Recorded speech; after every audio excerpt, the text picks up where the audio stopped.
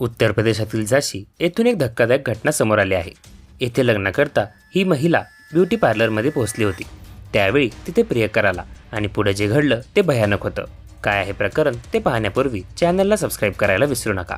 दरम्यान काजलचे लग्न झाशीतील तिच्या कुटुंबियांनी निश्चित केले होते। रविवारी 23 जून रोजी काजलचे लग्न होणार होते। काजल ही नववधू बनण्यासाठी सिपरी बाजार पोलीस ठाण्याच्या हद्दीतील ITI जवळ ब्युटी पार्लरमध्ये गेली होती। काजलचे लग्न झाशीत निश्चित झाले होते।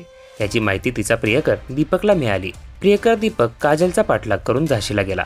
काजलचे लग्न झाशी सिमेत्री येथे राहणाऱ्या राजसोबत निश्चित झाले होते। काजलच्या लग्नाचे आयोजन झाशीच्या सिपरी बाजार येथील एका मॅरेज हॉलमध्ये करण्यात आले होते। दरम्यान काजल जवळच्या ब्युटी पार्लरमध्ये तिचा मेकअप करण्यासाठी गेली। त्यानंतर काजलचा प्रियकर दीपक याने मागून येऊन जबरदस्तीने पार्लरची काच फोडली आणि काजलला सोबत चलण्यास म्हटले। काजलने नकार दिल्याने प्रियकराने पिस्तुलाने नवरीच्या छातीत गोळी झाडल्याने तिचा जागीच मृत्यू झाला।